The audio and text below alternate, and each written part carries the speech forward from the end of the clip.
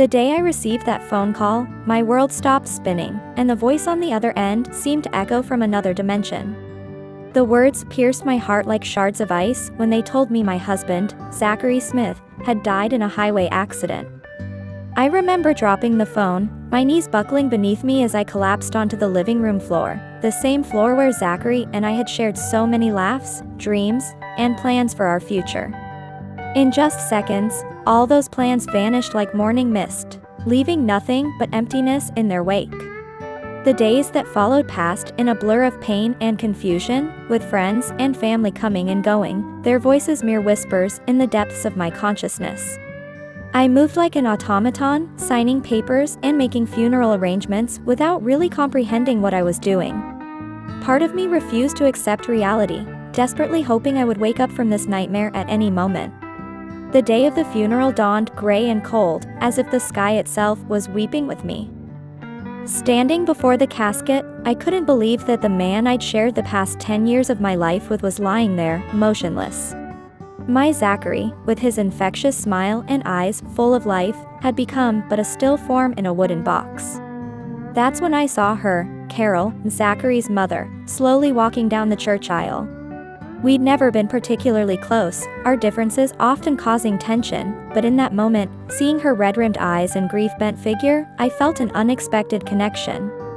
She embraced me, calling me my child in a trembling voice that echoed off the church walls, and as she spoke of my Zachary, my little boy, her words dissolved into heart-wrenching sobs.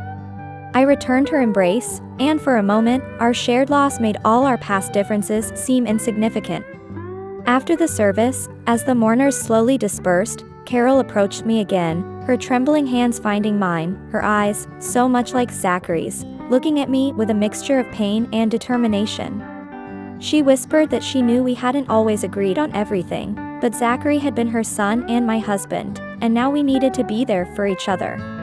In that moment of complete vulnerability, with the ache in my chest and the fear of a future without Zachary, Carol's words felt like a lifeline in a stormy sea.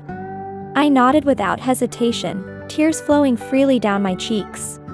Through my tears, I managed to thank her, admitting I didn't know how to move forward without him. She embraced me again, holding me tighter this time, assuring me we would get through this together, saying it's what Zachary would have wanted. As we left the church, Carol supporting my arm, I couldn't imagine what life would hold now that my once bright and promising future had become a vast desert of uncertainty and pain. That night, I returned to the apartment Zachary and I had shared, sitting on our sofa surrounded by photos and memories. Though Carol offered to stay with me, I needed this time alone to process everything that had happened. I picked up our wedding photo, my fingers tracing the outline of Zachary's smile, remembering how his eyes crinkled at the corners when he laughed. "How am I supposed to live without you?" I whispered to his photograph, as if somehow, somewhere, he could hear my voice calling out to him. The silence that followed was deafening, broken only by the cruel tick-tock of the wall clock, a mechanical reminder that time moved forward, indifferent to my pain. In that moment, I remembered Carol's words at the funeral, and for the first time in days, I felt a tiny glimmer of hope flickering in my heart. Perhaps with her help, I could find the strength to face the days ahead. Maybe together we could keep Zachary's memory alive and learn to navigate this new, terrifying world without him. With these thoughts weighing heavily on my mind, I allowed my exhausted eyes to close, overwhelmed by the day's emotional toll. The next day would be a new day, the first of many without Zachary. At least I wouldn't be completely alone on this unexpected, unwanted journey. The days following Zachary's funeral melted into a fog of pain and confusion.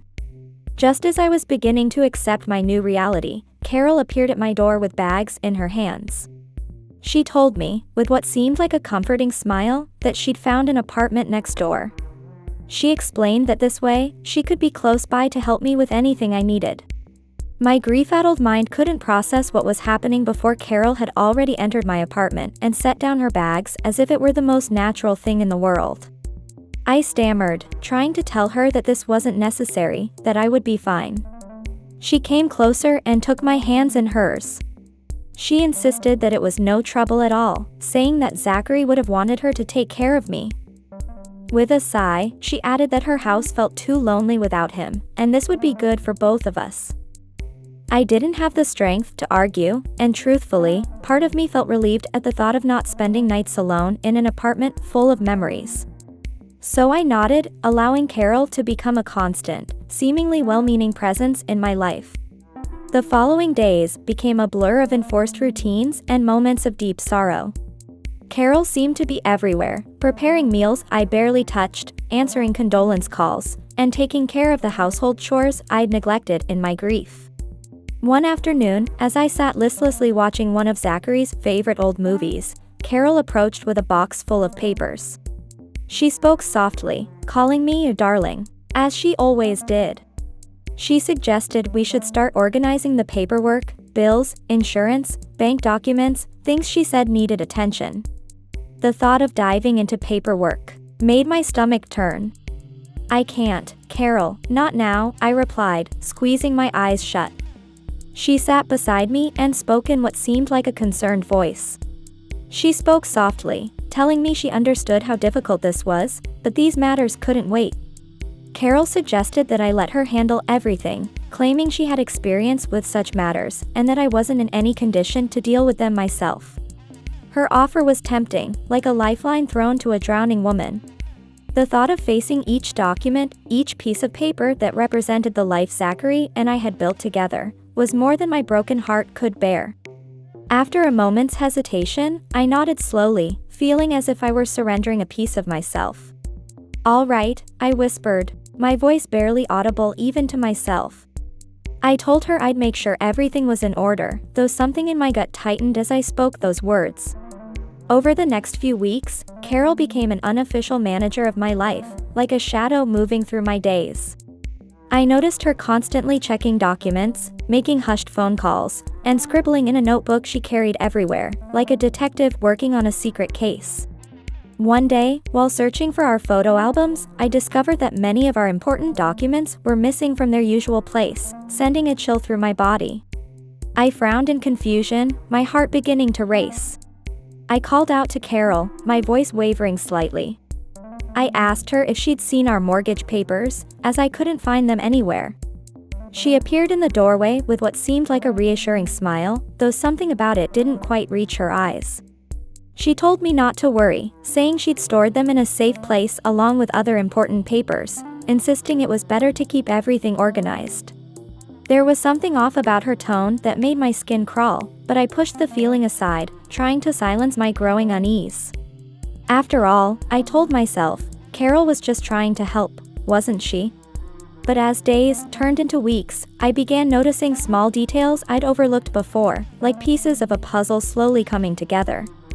Carol seemed reluctant to show me exactly what she was doing with the papers, creating a wall of secrecy around her activities. Whenever I asked about specific documents, she had explanations ready, but never actually showed me anything, always deflecting with well-rehearsed responses. One night, while Carol was sleeping in her apartment next door, I checked the drawer where we kept our important papers, my hands trembling as I pulled it open. To my horror, I found most of them were either missing or replaced with unfamiliar documents, making my blood run cold. A shiver ran down my spine as reality began to sink in. What was really happening here? Was I becoming paranoid, or was there something sinister lurking beneath Carol's apparent kindness? I sat on the edge of my bed, feeling waves of anxiety wash over me, like a rising tide. For the first time since Zachary's death, I felt completely on guard, as if awakening from a long, grief-induced stupor. Perhaps it was time to start paying closer attention to what was happening around me, to open my eyes fully to the truth. That night, as I lay awake listening to the city sounds outside my window, I made a decision that would change everything. Starting the next day, I would watch Carol's every move like a hawk, determined to uncover whatever she was hiding. I needed to understand what was really happening with my documents and why I had this unsettling feeling that something wasn't right. With these thoughts weighing heavily on my mind, I closed my eyes, trying to find sleep. Tomorrow would be a new day, and I was determined to take back control of my life, both for Zachary's sake and my own. As days turned into weeks, I began noticing subtle changes in Carol's behavior, like pieces of a puzzle slowly coming together. At first, they were small things I might have overlooked in my grief-stricken state. But gradually, these little irregularities accumulated into a pattern I could no longer ignore. One morning, as we were having our usual breakfast, Carol appeared wearing an expensive designer dress I'd never seen before. A string of pearls adorned her neck, gleaming under the kitchen lights. I commented on her appearance, trying to keep my voice casual, while masking my surprise. I asked if she had any special plans for the day, noting how elegant she looked. She waved her hand dismissively, laughing softly as if it were nothing of consequence. She claimed it was just something she'd had in her closet, saying she thought it was time to start taking care of her appearance again, because life goes on. I nodded, but something about her explanation didn't sit right with me. Since moving in next door, she'd always worn simple, practical clothes. Where had this luxury outfit suddenly come from? From that day on, I started paying closer attention to Carol's appearance. She began wearing expensive clothes and sparkling jewelry I'd never seen before with increasing frequency. Her previously unkempt hair was now perfectly styled and colored. Even her makeup looked more elaborate and expensive. One afternoon, as Carol rushed out of her apartment, I couldn't help but notice the gold watch adorning her wrist. I was certain it was new and, from its appearance, extremely expensive. I casually commented on how lovely her watch was. I asked if it was new, trying to keep my tone light and conversational. Carol seemed startled for a moment, as if caught off guard. Then, regaining her composure, she smiled. She started to say something about it being just a little impulse purchase, a treat to herself. But before I could ask any more questions, she hurriedly said goodbye and left, leaving me with an uneasy feeling in the pit of my stomach. Carol's mysterious outings became more frequent as well. I'd often see her leaving at odd hours, dressed as if for a party, only to return hours later without explanation. When I'd ask where she'd been, she always had vague answers ready. She'd say things like she'd just been having coffee with friends or running errands, but something in her tone and the way she avoided my eyes told me there was more to these outings than she was letting on. One evening, as we were having dinner, I couldn't contain my curiosity any longer. I tried to keep my voice casual, as I brought up the subject with Carol. I mentioned her frequent outings lately, asking if everything was all right. She looked at me over her wine glass with a mysterious smile that sent chills down my spine. She brushed off my concern, saying she was just keeping busy, telling me not to worry too much about it, as if I should understand. Her answer left me more confused and uneasy than before. Wasn't she supposed to be here helping me cope with Zachary's death? How could she be so busy when she was meant to be spending time taking care of me?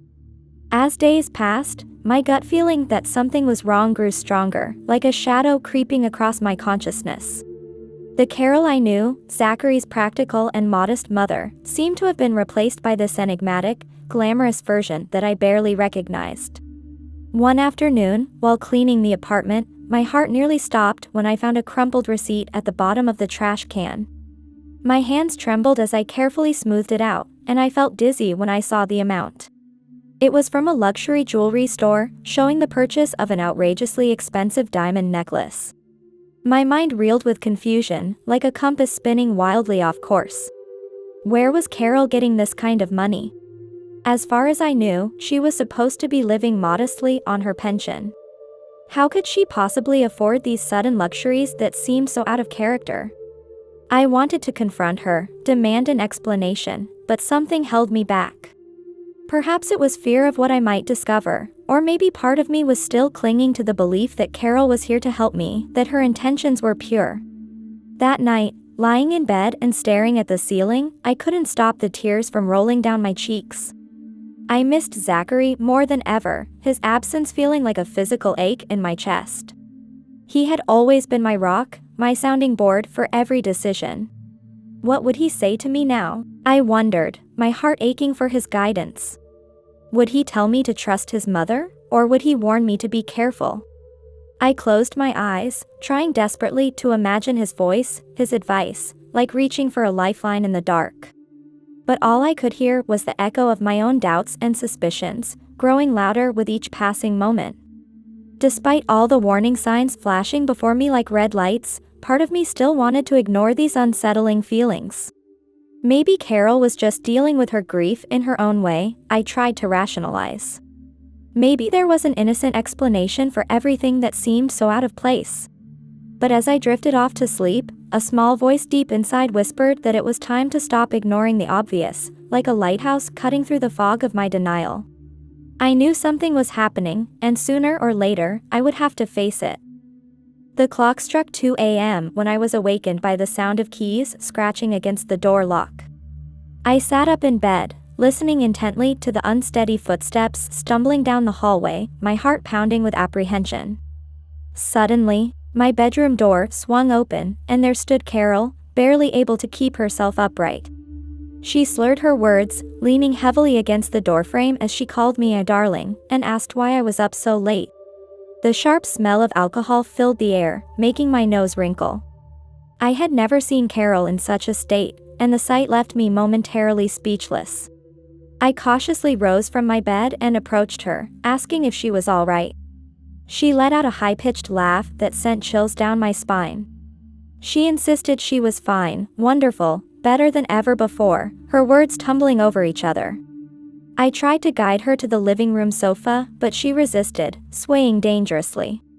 She refused to sit, saying she wanted to celebrate, to make a toast. I urged her to rest, growing increasingly concerned about her erratic behavior. That's when it happened, the moment that would change everything. In her drunken state, Carol let slip the words that would shatter what remained of my world. She called me sweet and naive, thanking me for the money, her voice dripping with a disturbing satisfaction. She boasted about spending over $40,000, laughing as if it were the most amusing thing in the world. I felt my blood turn to ice in my veins. My mind began spinning, trying to make sense of what I'd just heard. Fighting back the rising panic, I forced myself to stay calm as I asked her what money she was talking about. She stared at me through glazed eyes, a twisted smile playing on her lips. She spoke about Zachary's insurance money and accounts as if they were rightfully hers, saying now she could finally live the life she'd always wanted. The revelation hit me like a physical blow to the stomach. I had to lean against the wall to keep from collapsing as my legs threatened to give way beneath me. I could barely form the words as I asked if she had been using Zachary's money. Carol seemed oblivious to my shock, her voice becoming more rambling and incoherent. She went on about always wanting nice things, complaining that Zachary never understood, calling him cheap and too responsible. But now, she gloated, she could have everything she wanted. I couldn't believe my ears, the betrayal cutting deeper than any physical wound ever could. The woman standing before me, my late husband's mother, the one who had offered help when I was at my most vulnerable, had been stealing from me. She had been using the money Zachary left behind, money that was meant to secure my future. Carol, this is theft, I managed to choke out, my voice barely a whisper. She laughed, a sound that chilled me to my bones. She dismissed my accusation, saying that sharing within family wasn't theft, reminding me that we were family, that I was like a daughter to her. Words that might have once brought comfort now felt like a cruel mockery, twisting the knife of betrayal even deeper. I felt physically sick, betrayed in a way I had never experienced before. "Get out," I said, surprised by the strength in my own voice. "Right now." Carol looked at me with confusion, clearly taken aback by my sudden change in demeanor. She tried to brush it off, asking why I was so angry, saying she was just having a little fun. "Get out." I screamed, no longer able to contain my anger and pain. "Get out of my house right now." Startled by my outburst, Carol stumbled backward over her own feet. I practically pushed her toward the door, more shoving than guiding, and slammed it shut behind her. The tears flowed freely now as the weight of her betrayal crashed over me, mixing with the still raw grief of losing Zachary. How had I allowed this to happen? How had I been so blind, so trusting? The signs had been there all along. The expensive clothes, the jewelry, the mysterious outings, it all made devastating sense now. I spent the rest of that night wide awake, caught in a whirlpool of thoughts and emotions. How much money had Carol actually spent? How much was left of Zachary's savings, the money that was supposed to secure our future together? The morning after Carol's revelation, I woke with a fierce determination. The initial shock had transformed into a mixture of anger and fear that spurred me into action. With trembling hands but resolute spirit, I began searching through the few documents I still had in my possession. My frustration grew as I went through drawer after drawer, folder after folder. Where were all our papers? I vaguely remembered giving Carol permission to organize them, a decision that now seemed incredibly naive. After hours of frantic searching, I found a folder hidden in the back of a rarely used cabinet. My heart stopped when I opened it. There, among various official documents, was a draft of a sales contract. Our house, the home Zachary and I had built with so much love and effort, was being put up for sale. "This can't be happening," I whispered, my voice barely audible even to myself. My eyes scanned the document over and over, desperately hoping I was misreading something, anything. But there it was in black and white, our address, an astronomical selling price, and most shockingly, Carol's signature as the seller. I collapsed into a nearby chair, my mind struggling to comprehend what was right in front of me. How could Carol possibly sell a house that wasn't hers? Had she forged documents, manipulated something legally? No matter how devastated I felt, I couldn't let this continue. I had to take action, even though every fiber of my being felt weak with betrayal. I had to protect what Zachary had worked so hard to build for us. With trembling hands, I picked up the phone and dialed the number of my old friend, the lawyer. The time had come to take control of the situation, to fight for my rights. As I waited for an answer, my eyes fixed on Zachary's photograph on the bedside table, his smile seeming to give me strength. I whispered a promise to his image, vowing to fix this mess. I promised him I wouldn't let anyone destroy what we had built together.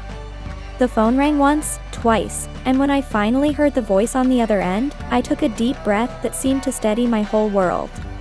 The time to fight back had arrived. James's voice came through, asking if I was all right, noting that I sounded upset. Fighting to keep my voice steady, I told him I needed his help immediately. I explained that I had discovered something terrifying. I quickly outlined everything, from my initial suspicions to finding the sales contract. James listened quietly, only interrupting occasionally with specific questions. He finally told me this was extremely serious, his voice grave with concern. He instructed me to gather every document I could find, contracts, deeds, everything, and meet him at his office that afternoon. For the next few hours, I collected every paper, receipt, and document I could find in the house. As I searched, memories ambushed me at every turn, impossible to avoid. Every corner of this house held pieces of my life with Zachary. Our laughter, our dreams, our plans for the future were woven into these walls. The thought of losing it all was more than I could bear. That afternoon, I sat across from James in his office, watching anxiously as he meticulously examined every document I had brought. His expression grew more grave with each page he turned, making my heart sink deeper.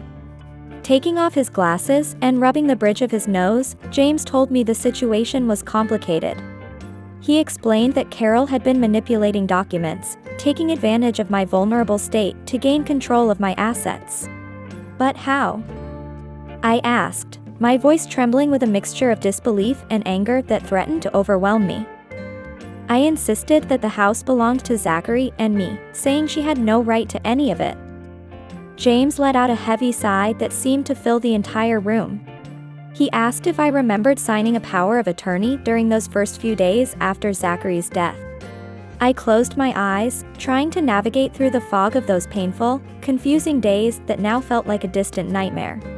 My voice barely a whisper, I admitted I couldn't remember clearly, explaining that there had been so many papers, and Carol had said she was just helping with the procedures. James gently explained that the power of attorney had given Carol legal authority to act in my name. He revealed that she had been using it to transfer property and funds into her own name. I felt my world crumbling around me for the second time since Zachary's death. Carol's betrayal ran deeper than I had imagined, cutting like a knife through what little stability I had left. She hadn't just stolen money, she was trying to take everything Zachary and I had built together. What can I do? I managed to whisper, my voice barely audible.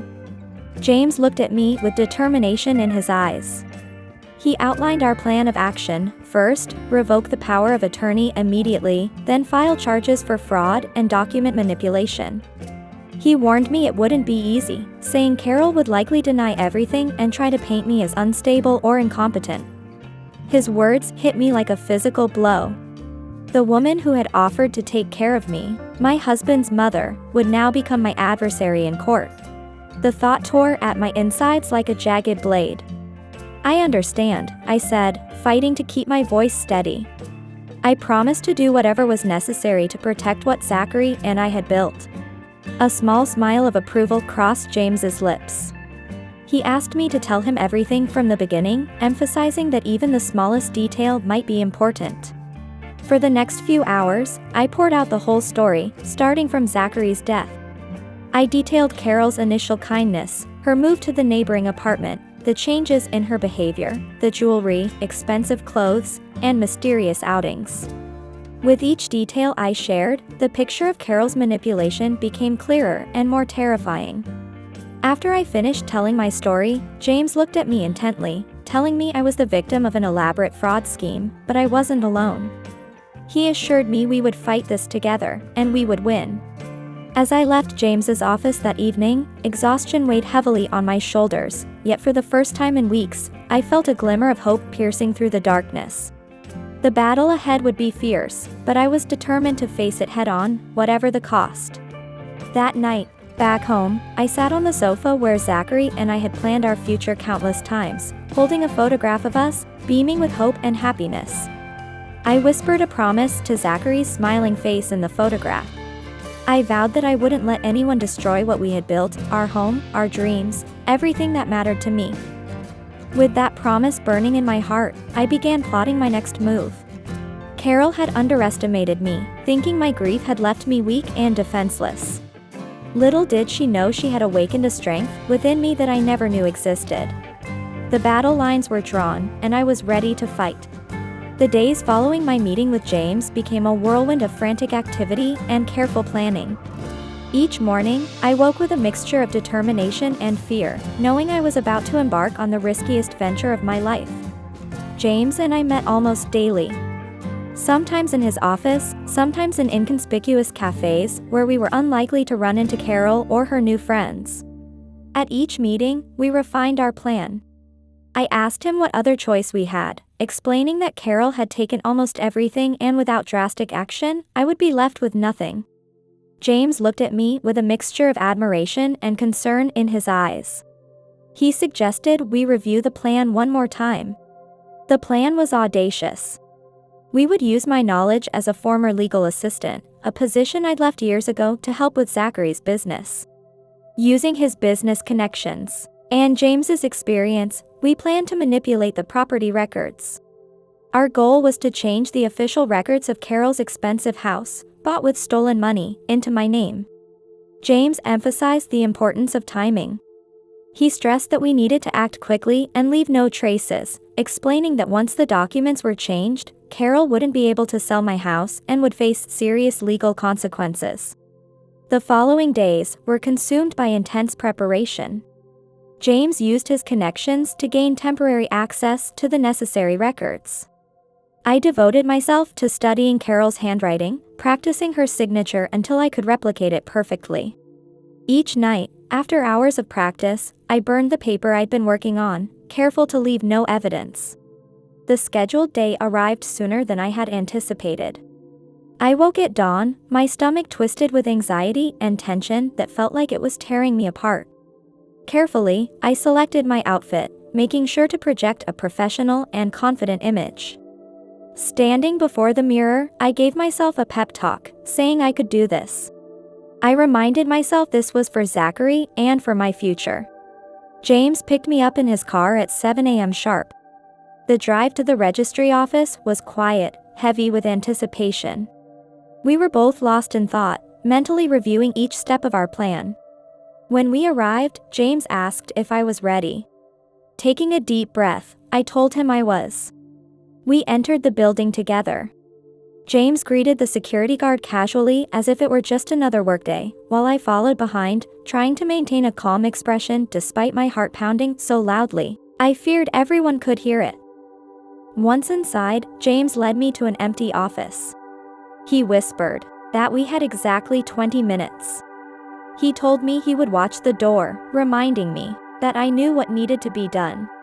With trembling hands but firm resolve, I began my work. My years of experience as a legal assistant came flooding back as I manipulated the documents with surgical precision. I altered dates, names, and registration numbers, while Carol's signature, which I had practiced tirelessly, flowed from my pen as if it were her own. Time ticked by, each moment marked by my racing heartbeat. Just as I was finishing the last document, James peeked through the door. He urgently whispered that someone was coming, asking if I was done. I responded yes, while quickly returning the altered documents to their respective folders. We slipped out of the office just as an employee rounded the corner of the hallway. James exchanged casual greetings and started a conversation while I made my way toward the exit, carrying the bag with the altered documents. Once outside, we hurried to James's car. I didn't allow myself to breathe normally until we were several blocks away. Half stating, half questioning, I said we had done it. A small victorious smile played on James's lips. He confirmed our success, but reminded me that the hard part was just beginning, saying we needed to wait and see how Carol would react. The days that followed were torture of waiting and anxiety. Every time the phone rang or footsteps echoed in the hallway, my heart leaped, thinking Carol might have discovered what we had done. Days passed, however, and nothing happened. Carol continued her usual routine, shopping and returning late at night, seemingly unaware of the seismic shift in her property status. The bomb finally exploded almost a week later.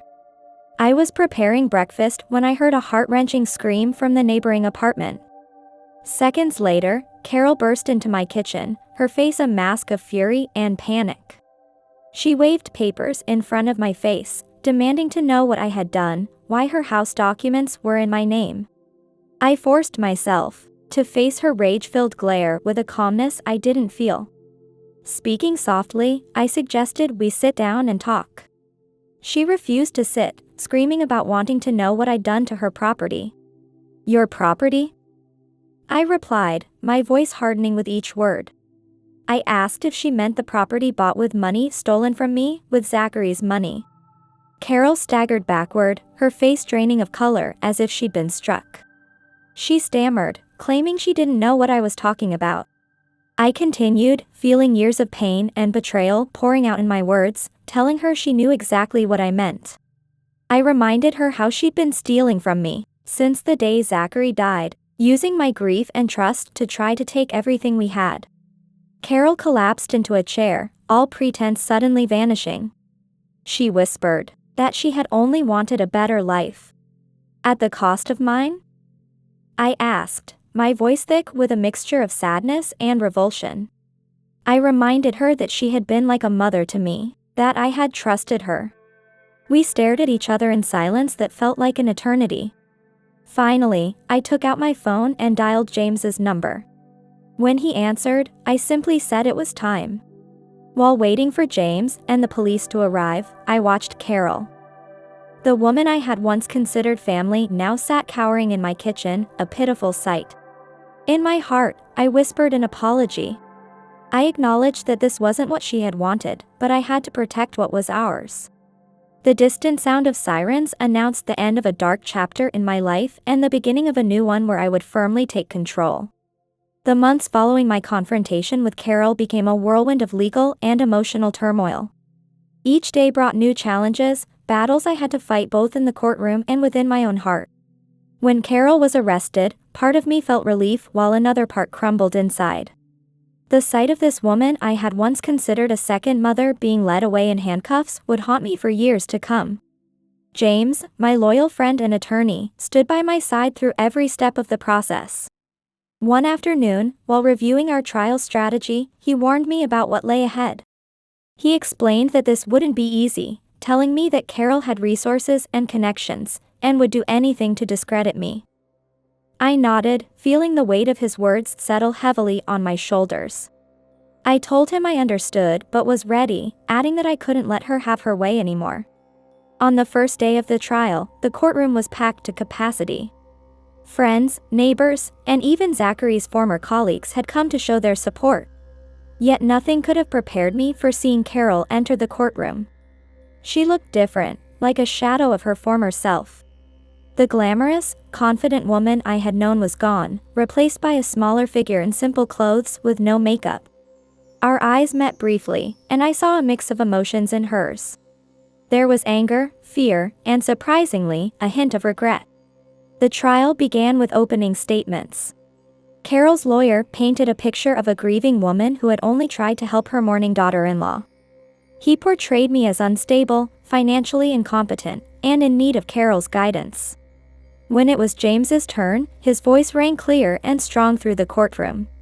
He addressed the judge and jury, telling them this was a story of betrayal and greed, of one woman exploiting another's pain and trust to take everything. As the trial progressed, witness after witness took the stand. There were neighbors who had noticed Carol's sudden lifestyle changes, our accountant who had flagged the irregularities, and even Carol's new friends who, facing potential conspiracy charges, had decided to testify against her. But the crucial moment came when it was my turn to take the stand. As I walked to the front of the courtroom, I could feel every eye upon me. I took a deep breath, remembering James's words. He had told me to just tell the truth, saying my honesty would be my best defense. For hours, I told my story. I spoke about the pain of losing Zachary, my initial gratitude for Carol's help, and the gradually discovered betrayal. Each word felt like reliving those dark times, yet I also felt myself being freed from them as I spoke. During cross-examination, Carol's lawyer tried to discredit me, suggesting my grief had made me delusional and unstable, but I remained dignified, answering every question with calm clarity. That's when Carol made her move, like a chess player positioning for checkmate. During the recess, I watched her approach the judge in the hallway, my heart sinking at the sight. Though I couldn't hear their conversation, I could see Carol using all her charm, smiling and gesturing animatedly as she spoke. The judge seemed receptive, nodding and smiling back at her, making my blood run cold. Panic seized me like a vice grip around my chest. Was Carol manipulating the judge, just as she had manipulated me? Would I lose everything I had fought so hard to protect? I rushed to James, desperately explaining what I had witnessed. He frowned with concern, his forehead creasing with worry. He warned me about how dangerous it would be if Carol managed to influence the judge. Then, like a bolt of lightning, I remembered something. I had kept it as a last resort, hoping I'd never need to use it. With a slightly trembling voice, I told James the first had something to confess. I revealed my secret about the recordings. In the days after discovering Carol's betrayal, I had secretly placed recording devices in both my apartment and hers. These recordings had captured conversations between Carol and her accomplices, openly discussing how they had deceived and stolen from me. James stared at me with a mixture of surprise and concern etched across his face. He asked if I understood that the recordings might be considered illegal. I nodded, feeling the weight of my decision pressing down on my shoulders. I acknowledged the risk, but explained that these recordings were our only concrete evidence of her true intentions. After long consideration, James nodded his agreement. He said we would keep it as our last resort, only to be used if the judge seemed likely to rule in Carol's favor. When the trial resumed, I noticed subtle changes in the judge's demeanor. He seemed more receptive to Carol's defense team's arguments, asking questions that appeared to support her version of events. During Carol's lawyer's closing argument, I saw it happening before my eyes. I watched as the judge nodded slightly, his expression softening in a way that made my heart sink. I caught James's eye and nodded, giving him the signal we had discussed. James stood up, addressing the judge about additional evidence we wanted to present. Though Carol's lawyer immediately objected, the judge, his curiosity clearly piqued, allowed James to proceed. James announced that we possessed recordings that would undeniably prove Carol Smith's true intentions. I watched as the color drained from Carol's face, her carefully maintained composure crumbling like a sandcastle in the tide. As James began playing the recordings, I saw Carol's eyes widen with panic, her calm facade finally shattering completely. The courtroom fell into a deafening silence that seemed to press against my ears. Carol's voice, clear and unrepentant, filled the space, detailing how she had deceived me and plotted to take everything Zachary and I had built. In the recording, I heard her callously refer to me as that foolish woman who suspects nothing. She boasted about her plans to sell the house and disappear before I realized what was happening. Her words cut through me like ice as she declared that she deserved better than living with a dead man's memories, that she deserved a life of luxury. Each word felt like a knife twisting in my heart, but I forced myself to maintain my composure, just as I had learned to do through all these months. I watched the judge's expression transform from sympathy to outrage as the recording continued. When the tape finished playing, a cemetery-like silence descended over the courtroom. Carol, utterly defeated, buried her face in her hands, her shoulders slumping in resignation. The judge, visibly disturbed by what he had heard, instructed the jury to deliberate in light of this new evidence. The following hours were the longest of my life, even longer than the night I had learned of Zachary's death. I waited in an agonizing limbo between hope and fear, praying that truth would prevail. When the jury returned, their faces were solemn, carrying the weight of their decision. Their verdict was unanimous, leaving no room for doubt. Carol was found guilty on all counts, her scheme finally exposed in its entirety. As I listened to the verdict, a storm of emotions swept through me. Relief, sadness, and a strange emptiness all competed for space in my heart. I had won, but the victory came at a devastating cost to what was once a family. Before they led her away, Carol turned to look at me one final time. In her eyes, I saw a mixture of hatred and, surprisingly, a flash of respect. She had underestimated my strength and determination, never expecting me to fight back with such resolve. That night, sitting in the home Zachary and I had shared, I let myself cry. I cried for Zachary, for the innocence I'd lost, and for the family I thought I'd found in Carol. Yet among those tears of grief, I also shed tears of relief, knowing that finally, I could begin to heal and rebuild my life. I picked up Zachary's photograph, the one I always keep close to me. I whispered to him that I had done it, that I had protected what was ours. I told him it was time to move forward. For the first time in what felt like forever, I allowed myself to dream about the future. Though it wasn't the future Zachary and I had planned, it was one I could shape on my own terms. 3 months after the trial, newspapers ran my story as the truth behind family bond fraud, which helped prevent others from falling victim to similar schemes, and I received countless letters of gratitude. Life in the new coastal town, the one Zachary had always dreamed of, was filled with mixed emotions of hope and uncertainty as I worked to establish a support center for bereaved families. James offered his pro bono legal services, while I focused on emotional support, using both my experience as a legal assistant and my personal journey to help others. Recently, Carol's daughter Kate visited with her twin girls, their hearts heavy with their mother's imprisonment. I held them close and assured them that none of this was their fault, that their grandmother's mistakes didn't diminish her love for them. The twins hugged me through their tears, and we made plans to meet monthly, with Kate expressing her gratitude as we began to forge a new kind of family bond. My relationship with Nicholas, whom I met at the support group, has been growing slowly but steadily. He too lost his beloved in an accident, and somehow, the time we spend together brings a peculiar peace to both our wounded hearts. Carol sends letters occasionally from prison, expressing deep regret for her actions. Though I don't write back, I'm learning to forgive her, as holding on to hatred is no longer the path I choose. From my new apartment window, I can see the ocean Zachary loved so much. As I listen to the waves, I reflect on how life sometimes takes us in unexpected directions, yet hope always exists within those turns. Even sorrow and betrayal can make us stronger, and I've learned that the brightest light often resides in the deepest darkness. Zachary, I wonder if you can see this, how your love has become a beacon of light for so many others. I'm no longer a victim or an avenger, just a woman who has found her own path. And somehow, that's enough. This was my story, a story of a woman who, despite losing her beloved husband and facing betrayal, found the strength to forge a new path in life. There may be people around you who are experiencing similar struggles and pain. I hope my story can provide comfort and support to someone who needs it right now. On this channel, we will continue to bring you moving true stories about life renewal, touching hearts and inspiring hope. Your subscription helps us reach more people with messages of healing and renewal. Stay tuned for our next episode.